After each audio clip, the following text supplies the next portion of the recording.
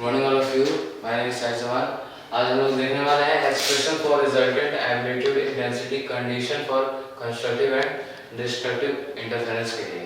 तो पहले हम लोग लिखेंगे according to Huygens principle. Huygens scientist ने उन्होंने कहा था कि अगर वेव इधर साइड से मतलब कि एक वेव इधर से आएगा और एक वेव इधर से आएगा, और अगर जब एक दोनों वेव एक जगह मिलेंगे तो एक रिजल्टेंट वेव बनेगा। तो हम लोग बना लेते हैं, इधर से एक वेव बनाएंगे और एक इधर से बनाएंगे, ठीक है। अब ये जब एक वेव उधर से आया एक वेव इधर से आया तो एक रिजल्टेंट वेव निकलेगा। तो एक रिजल्टेंट वेव कुछ इस तरीके से निकलेगा। पहले हम लोग इधर लाइन दे देते हैं,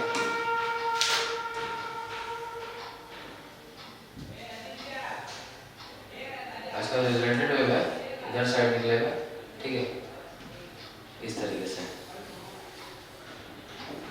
ठीक है। अब हम लोग मान लेते हैं यहाँ पे कि इसका जो एम्पलीट्यूड है ये है A1, इसका एम्पलीट्यूड जो है वो है A2।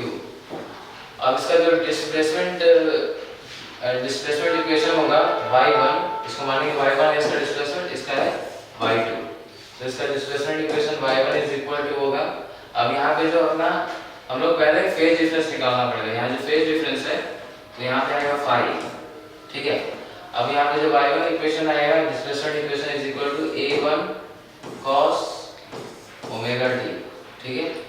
अब उसी तरीके से y2 का निकालेंगे तो आएगा A2 cos omega t plus phi इसलिए प्लस होगा क्योंकि यहाँ पे फेज डिफरेंस आ गया। फेज डिफरेंस के लिए हम लोग क्या करेंगे, omega t plus omega T, जो ये ओमेगा टी प्लस फाइव है उसमें हम लोग फाइव घटा के दे देते हैं, omega T plus five minus omega T.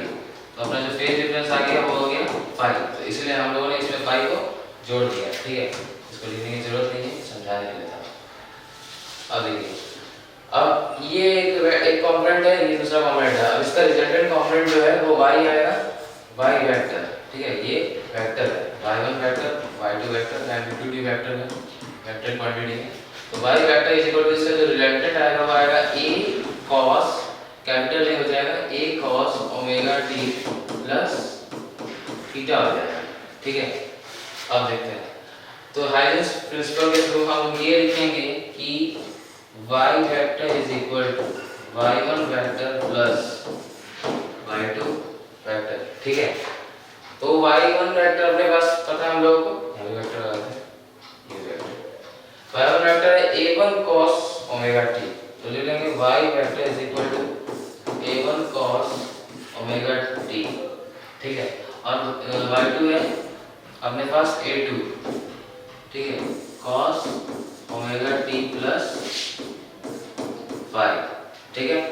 अब ये जो है फॉर्मूला बन रहा है cos omega t plus five, इसको हम लोग लिखते हैं cos a प्लस b। तो cos a प्लस b इसको जानते हैं cos a cos b minus sin a sin b होता है। तो हम लोग ले लेंगे यहाँ पे y vector is equal to A1 cos omega t plus A2 bracket में लेंगे, इसको लिख लेंगे पूरा बड़ा करके cos omega t cos five और minus sin omega t sin five, ठीक है। अब हम लोग A2 को यहाँ वेक्टर है और A2 मल्टीप्लाई कर देंगे, अब लाइन लिख देते हैं। अब लिखेंगे y vector is equal to ये हो जाएगा A1 cos omega t plus A2 multiply कर देंगे तो हो जाएगा A2 cos omega t cos phi minus A2 sin omega t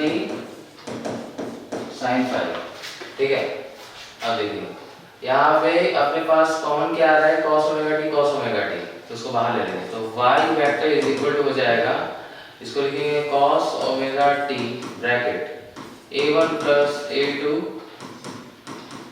cos phi, ठीक है, माइनस और sin फाइव उधर लेते हैं क्योंकि यहाँ मल्टीप्लाई में है दोनों, तो A2 sin फाइव और sin ओमेगा t, ठीक है। अब देखिए, अब हम लोग इसको हम लोग मान नहीं सकते इसको, हम इसको ग्राफ के थ्रू देखते हैं कैसे करेंगे। तो ग्राफ बना लेंगे पहले इस तरीके से, ठीक है। अब यहाँ पे जो कंपोनेंट है और इसका रिजल्टेंट ये आएगा। अब देखिए ये कंपोनेंट A2 है और इसका रिजल्टेंट ये है और ये A1 है, ठीक है। ये x एक्सिस है, ये y, सॉरी वो y एक्सिस है और ये x एक्सिस है, ठीक है। अब A2 का कंपोनेंट जब लेंगे y एक्सिस पे तो आएगा A2 sin theta, sin phi.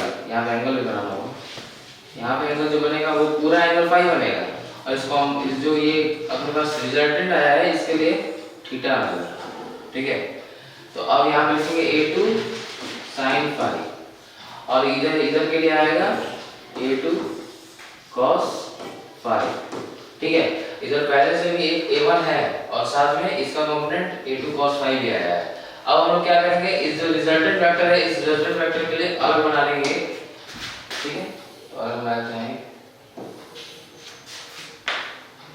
ये हो गया रिजल्टेंट वेक्टर, ये हो गया थीटा, ठीक है। अब देखिए ये हो गया A। अब क्या करेंगे, यहाँ पे जो अपने पास कंपोनेंट आया था A2 का A2 वेक्टर cos फाई और A2 वेक्टर sin फाई, तो इन दोनों को जोड़ देंगे तो पूरा कितना हो जाएगा A1 plus A2 cos phi, ठीक है। ये पूरा हो गया इसका कंपोनेंट x का, और y का जो है वो कितना था A2 sin फाई, ठीक है। लेकिन हमको इसका देखना नहीं था, हम लिखे आगे बताते हैं किस लिए।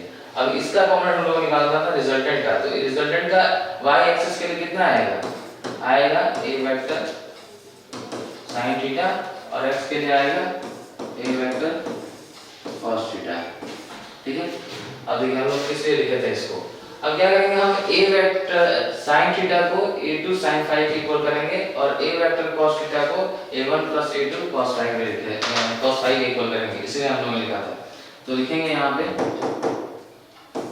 a vector sin theta is equal to A2 vector sin phi, और इसी तरीके से a vector cos theta is equal to A1 vector plus A2 vector cos phi, ठीक है।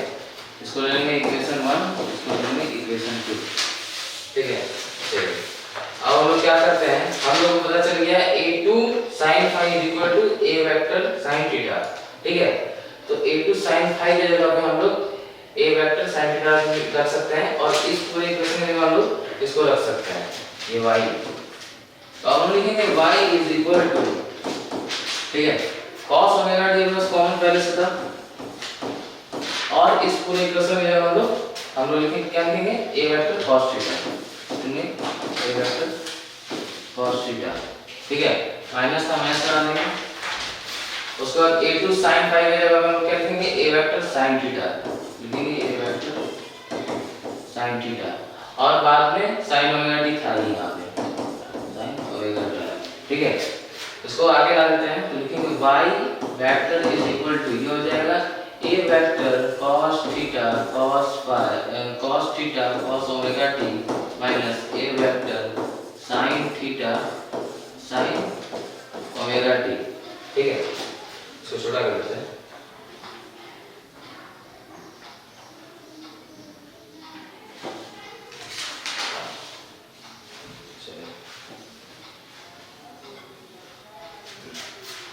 अब देखिए अब क्या करेंगे, यहाँ पे फिर फॉर्मूला बन गया हम लोग जैसे कि जानते थे cos a cos b minus sin b formula होता है cos a plus b का, तो लिखेंगे y vector is equal to, देखिए दोनों में कॉमन है तो a बाहर निकाल लेंगे और इसको लिखेंगे cos theta plus omega t, ठीक है। ये निकल गया आपके पास, इसको हम यहीं छोड़ देते हैं। अब देखिए आगे चलते हैं, अब क्या करेंगे, यहाँ पे हम लोगों को पता था a vector is equal to A2 sin phi, a vector cos theta is equal to A1 plus A2 cos phi। तो अब देखिए इक्वेशन 1 इक्वेशन 2 था, ठीक है। अब लाइन और कर देते हैं, तो अब हम लोग लिखेंगे इक्वेशन 1 स्क्वायर प्लस 2 का स्क्वायर, ठीक है। इक्वेशन 1 क्या है, a वेक्टर sin थीटा का whole square plus a vector cos theta का whole square is equal to, देखिए a vector sin theta is equal to क्या था, a2 sin phi, और a vector cos theta is equal to क्या था, a1 plus a2 cos phi, ठीक है। हम लोग cos को पहले ले लेते हैं, कोई दिक्कत नहीं है, दोनों को जोड़ना ही है, माइनस से करना है।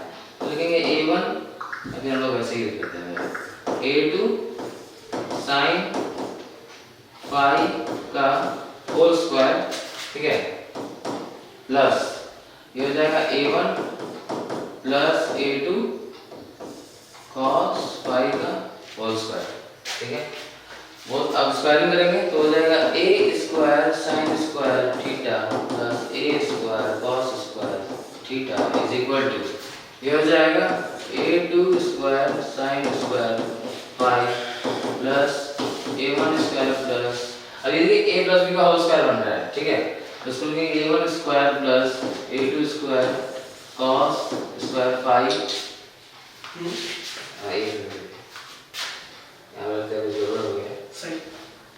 अब a1 square plus a2 square, और फिर लिखेंगे 2a1 a2, ये इधर वेक्टर रहेगा ही, इसे स्क्वायर हम नहीं किए हैं, और यहाँ आ जाएगा cos phi, ठीक है।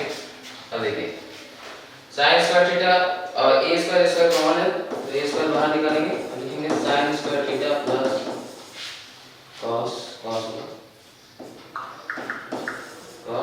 Square theta is equal to, अब क्या करेंगे यहाँ पे a2 कॉमन है यहाँ पे, ठीक है। तो a2 को यहाँ हम लोग, और a1 को पहले लिख देते हैं, यहाँ पे a1 स्क्वायर प्लस a2 को कॉमन है, और इसको ले लेंगे sin square phi plus cos square phi, ठीक है।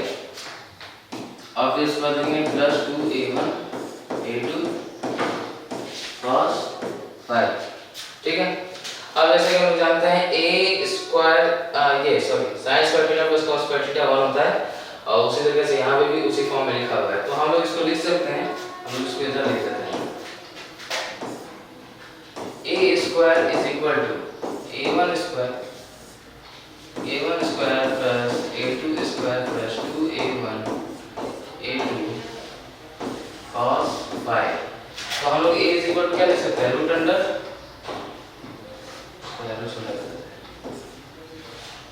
a1 square plus a2 square plus 2a1 vector 2a1 a2 cos phi, ठीक। बस अब इतना छोड़ देते हैं, ये इक्वेशन 3 हो गया हमारे पास। अब हम लोग क्या करेंगे, इंटेंसिटी के लिए हम लोग रिलेशन देखते हैं, तो हम लोग देखेंगे इंटेंसिटी का रिलेशन होता है, intensity is directly proportional to amplitude square, ठीक है। तो क्या होगा फिर, intensity is I1 proportional to A1 square और I2 proportional to A2 square, ठीक है। तो हम लोग फिर ऐसे भी लिख सकते हैं, root under I1 is equal to proportional to A1 proportional equal to, जैसे कि इसको छोड़िए,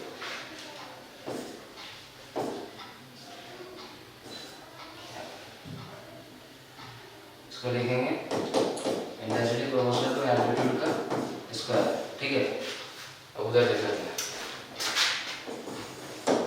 तो अब हम लोग इंटेंसिटी ले लिखेंगे, तो I इज इक्वल टू क्या होगा, root under I1 whole square plus root under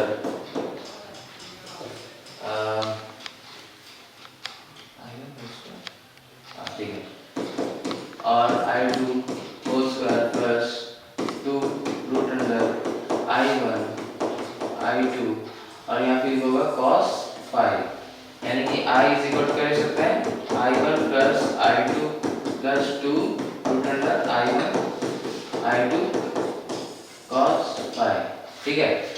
चलिए अब इसको भी लिखते हैं, हम लोग बोलते हैं, अब देखिए हम लोग लिखेंगे, हम लोग का इक्वेशन आया था यहाँ पे इक्वेशन 1 और इक्वेशन 2, हम लोग लिखेंगे equation 1 upon equation 2 is equal to, equation 1 अपने पास था a वेक्टर sin थीटा upon a vector cos theta is equal to, अब साइन के लिए आया था a2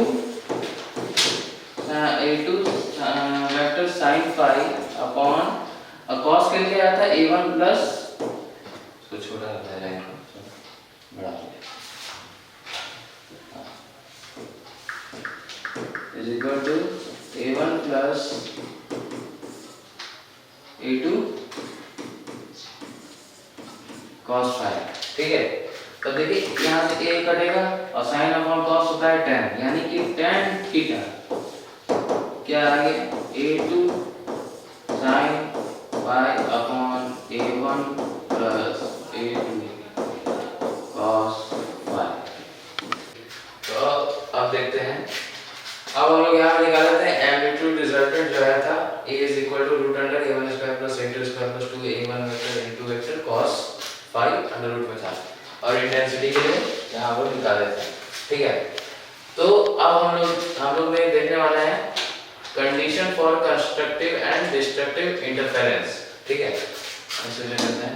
तो पहला मिसाल में इंटरफेरेंस क्या है, तो इंटरफेरेंस ऑफ वेवलेंथ क्या है, जब बोल रहा है when two light waves of equal frequency, यानी कि दो लाइट रेज, ठीक है, और उनकी क्या हो इक्वल फ्रीक्वेंसी है, तो कभी भी दो लाइट रेज है और उसकी इक्वल फ्रीक्वेंसी है, इसका मतलब ये हुआ कि उनका सोर्स सेम है। ठीक है, जैसे एक बल्ब है, एक बल्ब जलेगा तो उसमें से मतलब कि हर डायरेक्शन में लाइट रेज निकलती हैं। ठीक है, तो हम लोग यहाँ पे क्या कर रहे हैं, यहाँ पे टू लाइट रेज को ले रहे हैं।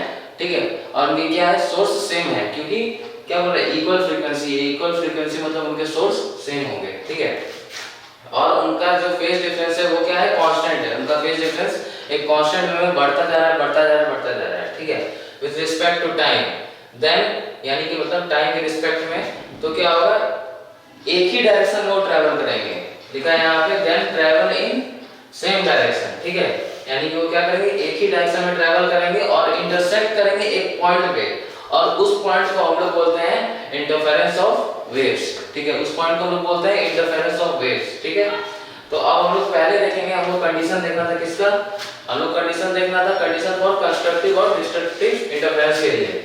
तो हम पहले हम लोग देखेंगे कंडीशन फॉर कंस्ट्रक्टिव इंटरफेरेंस के लिए, तो लिखेंगे यहाँ पे कंडीशन फॉर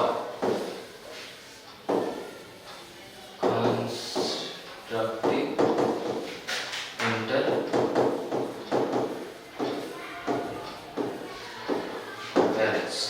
ठीक है,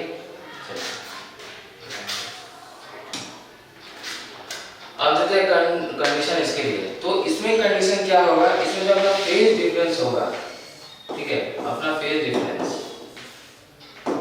ठीक है, यानी कि जब अपना फाई होगा, तो यहाँ पे हम लोग cos फाई लेंगे, यहाँ पे ब्रैकेट में लिखेंगे cos phi is equal to 1 लेंगे। ठीक है, इज इक्वल टू करेंगे 1 लेंगे, और फेज डिफरेंस हम लोग पीछे ही लिखे थे, हम लोग यहाँ पे लिखे थे टू वेव्स थे और उनका फेज डिफरेंस मैंने बताया था फाई होगा, और फाई अब लोग y कंपोनेंट भी उसी तरीके से निकाल देते हैं, तो अपना फेज डिफरेंस जो है वो फाई होगा, और जो फाई है वो क्या क्या होगा, फाई जो है वो होगा पाई 0 भी होगा, पहले होगा 0।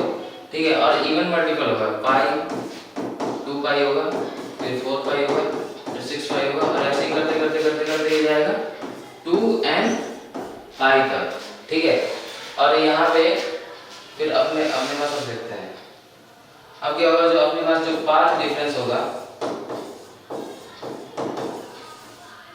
Is equal to delta x is equal to क्या होगा लैम्डा पाई अपॉन 2 पाई।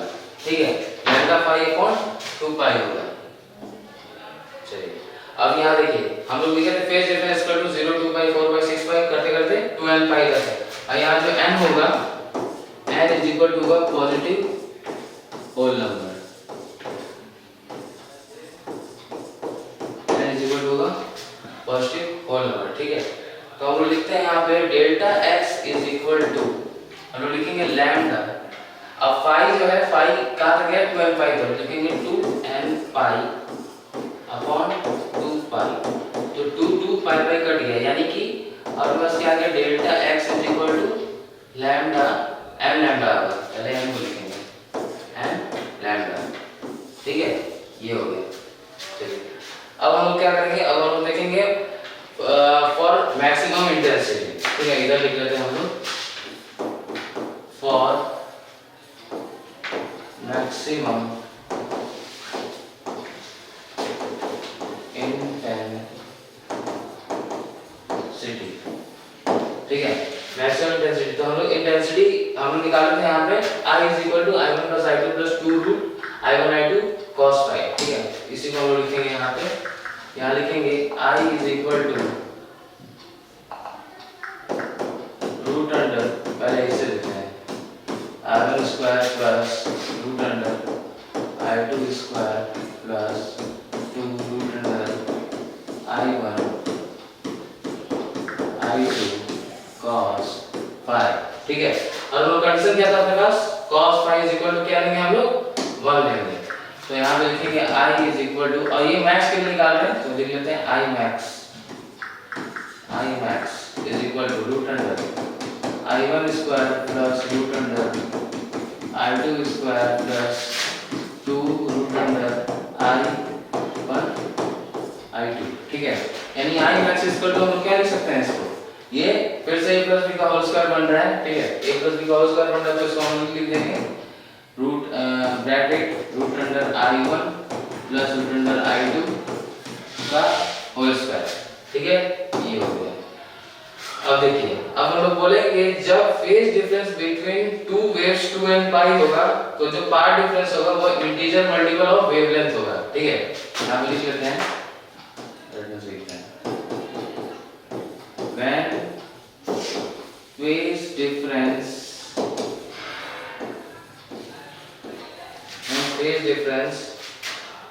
between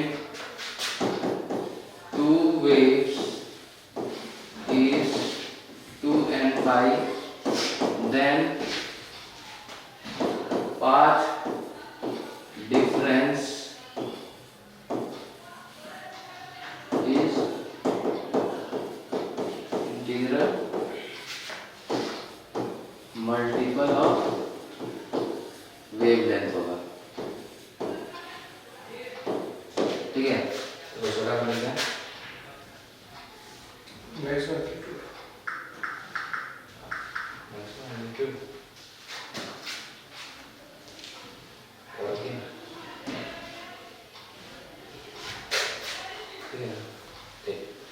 अब देखिए, अब हम लोग मैक्सिमम एम्पलीट्यूड के लिए निकालेंगे, मैक्सिमम इंटेंसिटी के निकालेंगे। अब लिखेंगे यहाँ पे फॉर मैक्सिमम एम्पलीट्यूड। ठीक है, चलिए, तो एम्पलीट्यूड के हम लोग प्रीवियस चलते हैं, हम लोग निकाले थे एम्पलीट्यूड के लिए यहाँ पे जो था a is equal to a1 square plus a2 square plus 2 a1 a2 cos phi. ठीक है, इसको लिखेंगे हम लोग यहाँ पे भी a is equal to root a1 square plus a2 square plus 2a1 a2 cos phi. और जैसे कि हम लोग पहले भी कंडीशन था यहाँ पे cos phi is equal to 1 लेना है, तो हम लोग एम्पलीट्यूड मैक्सिमम निकाल रहे हैं, तो लिखेंगे इसको a1 square plus a2 square plus 2a1 a2 cos phi 1 1 से मल्टीप्लाई होगा तो वही का वही रह जाएगा। फिर से क्या बन रहा है, a प्लस b का होल स्क्वायर बनेगा, तो a max is equal to, इसको लिखेंगे a1 प्लस a2 का होल स्क्वायर। ठीक है, यानी a max जो है वो अपने पास आएगा a1 प्लस a2। ठीक है, ये निकल गया, इसको ब्रैकेट कर लेते हैं और इंटेंसिटी वाला निकालेंगे, इसको हम लोग ब्रैकेट कर लेते हैं। ठीक है, ये हो गया मैक्सिमम इंटेंसिटी के लिए और एम्पलीट्यूड के लिए, ये हो गया पूरा कंडीशन फॉर कंस्ट्रक्टिव इंटरफेरेंस। अब हम लोग डिस्ट्रक्टिव के लिए निकालेंगे। ठीक है, तो यहाँ लिख लेते हैं हम लोग कंडीशन फॉर डिस्ट्रक्टिव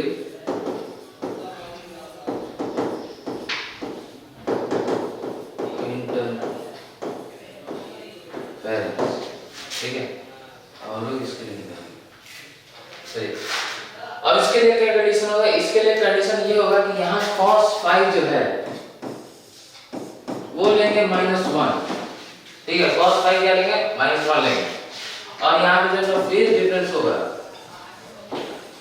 जो कि क्या है पाई इज इक्वल टू, ये होगा ऑड मल्टीपल, यहाँ क्या था, यहाँ इवन मल्टीपल था, ठीक है, यहाँ क्या था, लिख लेते हैं इवन मल्टीपल था।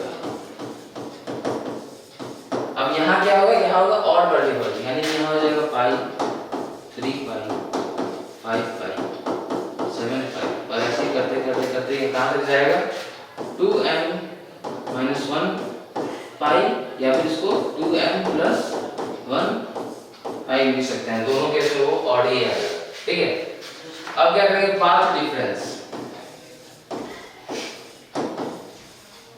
इज इक्वल टू, यहाँ पे n वही होगा पॉजिटिव होल नंबर जो कि पहले मैंने बताया। Path difference is equal to क्या होगा, delta x is equal to lambda pi upon 2 pi, ठीक है, यानी कि delta x is equal to, अब अपना जो फेज डिफरेंस है पाई वो क्या है 2n - 1 पाई, और या फिर उसको 2n + 1 पाई लेंगे, लेकिन हम लोग केस यहाँ पे 2n + 1 पाई ले लेंगे क्योंकि ये हर केस में सही नहीं बताता है 2n - 1, ठीक है। तो हम लोग लिखेंगे lambda multiply 2n + 1 pi upon 2 pi, pi by cut गया तो क्या आ गया अपने पास 2n + 1 लैम्डा अपॉन 2, ये आ गया आपके पास क्या पाथ डिफरेंस, ठीक है।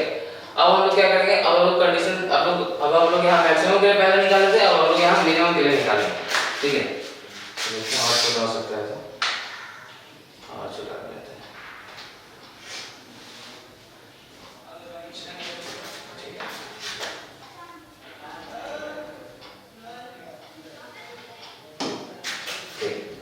चलिए अब देखते हैं। अब हम लोग लिखेंगे फॉर मिनिमम इंटेंसिटी, तो मिनिमम इंटेंसिटी के लिए क्या होगा, हम लोग लिखेंगे इंटेंसिटी का, जैसे कि हम लोगों ने उठाया था पहले भी, I = √, इसको लिखते हैं यहाँ पे I मिनिमम के लिए निकाल रहे हैं, तो I minimum is equal to √, I1 का स्क्वायर प्लस I2 का स्क्वायर रूट का plus 2 root I1 I2 cos phi। अब cos phi क्या लेना है, वायरस को लेना है, क्योंकि हम लोग मिनिमम निकाल रहे हैं, तो I minimum is equal to क्या हो जाएगा √I1 स्क्वायर प्लस, हम लोग यहाँ पे कुछ तो भूल गए हैं, यहाँ से फिर से, अच्छा चलिए हम लोग आगे देखते हैं, I2 होल स्क्वायर प्लस, अब प्लस की जगह माइनस हो जाएगा क्योंकि माइनस आ गई, cos phi की जगह -1 था, 2 √I1 और I2, ठीक है। अब क्या करते हैं, देखिए यहाँ पे ये जो I मिनिमम आया, अब इसको यहीं छोड़ देंगे, या फिर इसको ऐसे I मिनिमम √√I1 - I2 का होल स्क्वायर, ठीक है, ये आ गया अपने पास I मिनिमम। अब हम लोग एम्पलीट्यूड के लिए निकालेंगे, तो यहाँ लिख लेंगे, यहाँ लिखते हैं for minimum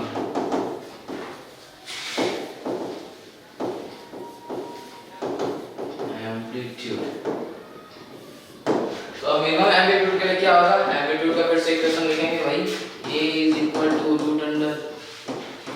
√A1 square plus A2 square plus 2A1 A2 cos phi, और cos phi का वैल्यू 1 लेना है, यानी कि A = √A1 square plus A2 square minus 2A1 A2, यानी कि A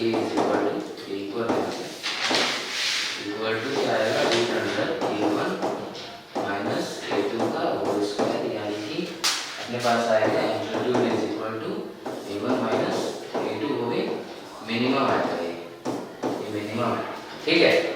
चलिए अब हम लोग क्या करेंगे, हम लोग का क्या छूटा था वो देखिए, यहाँ पे हम लोग I max निकालेंगे,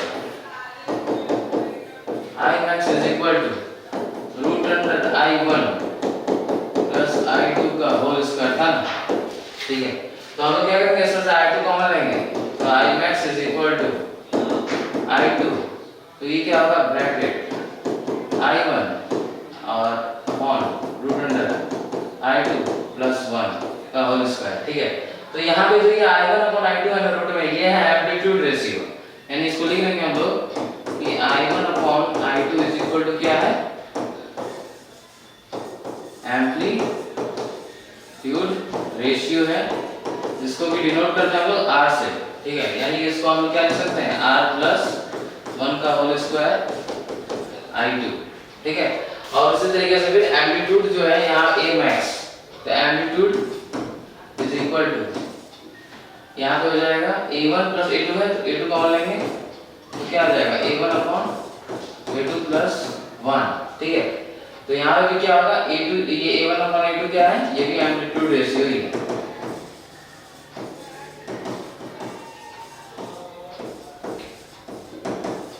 ठीक है। यानी ये मैक्स इज इक्वल टू हम लोग लिख सकते हैं ऐसे a2 bracket r1 plus 1 sorry, ठीक है। चलिए अब देखते हैं, अब हम लोग लिखेंगे a max upon a minimum। तो a max जो है अपने पास आ गया है a2 bracket r1 r plus 1, और a minimum भी हम लोग उसी तरीके से ले लेंगे। a minimum को क्या लिख सकते हैं, a minimum को हम लोग लिख सकते हैं a2 कॉमन लेनी है, और a1 अपॉन a2 आएगा, उधर क्या हो जाएगा -1, यानी r -1 लिख सकते हैं इसको, ठीक है। चलिए तो इसको लिखते हैं a2 ब्रैकेट r -1 कटेगा ये, यानी कि क्या हो गया a max upon a minimum is equal to r plus 1 upon r -1, ये हो गया। अब देखिए इंटेंसिटी पे लिखेंगे, तो लिखेंगे I max upon I minimum is equal to, अब यहाँ निकाला था हमने I2 ब्रैकेट r प्लस 1 का होल स्क्वायर, तो लिखेंगे I2 ब्रैकेट r प्लस 1 का होल स्क्वायर अपॉन, ये मैक्सिमम के लिए, अब मिनिमम के लिए क्या होगा, I root under I1 minus root under I2 का होल स्क्वायर था, तो इसको भी क्या कर सकते हैं, इसका भी I minimum is equal to हम लोग छोटे में लिख देते हैं I2 ब्रैकेट r माइनस 1 का होल स्क्वायर हो जाएगा, और कि नहीं, I2 कॉमन ले लिए इधर से, और root under I1 upon I2 जो था उसको हम लोग r लिख सकते हैं, जो कि क्या था, एम्पलीट्यूड रेशियो था अपने पास, और -1 तो हो गई, यहाँ पे कॉमन ले लेंगे, तो लिखेंगे I2 ब्रैकेट r -1 का होल स्क्वायर, ठीक है। ये कर दिया, यानी अपना I max upon I minimum is equal to क्या आ गया, r प्लस 1 का whole square upon r minus 1 का होल स्क्वायर, ठीक है। तो और क्या करते हैं, और से कर सकते हैं,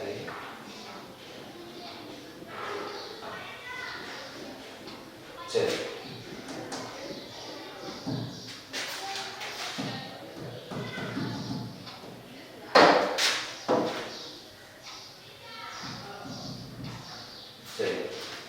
अब देखते हैं, अब हम लोग यहाँ से क्या हम लोग पता चला, यहाँ से हम लोग ये पता चला ना कि a max upon a minimum is equal to I, a max upon a minimum is equal to I max upon I minimum मिला, ठीक है। क्योंकि हम लोग पहले ही देखे शुरुआत में कि इसका रूट करना, इसका रूट करना, ये रूट होगा, ठीक है। क्योंकि हम लोग पहले ही देखे थे कि इंटेंसिटी जो है वो directly proportional to amplitude square होता है, तो एम्पलीट्यूड रूट में जब इधर ये स्क्वायर रूट में आएगा, यानी a max upon a min क्या आएगा, I max upon I minimum का रूट अंडर, ये हमें प्रूव करना था। Thank you.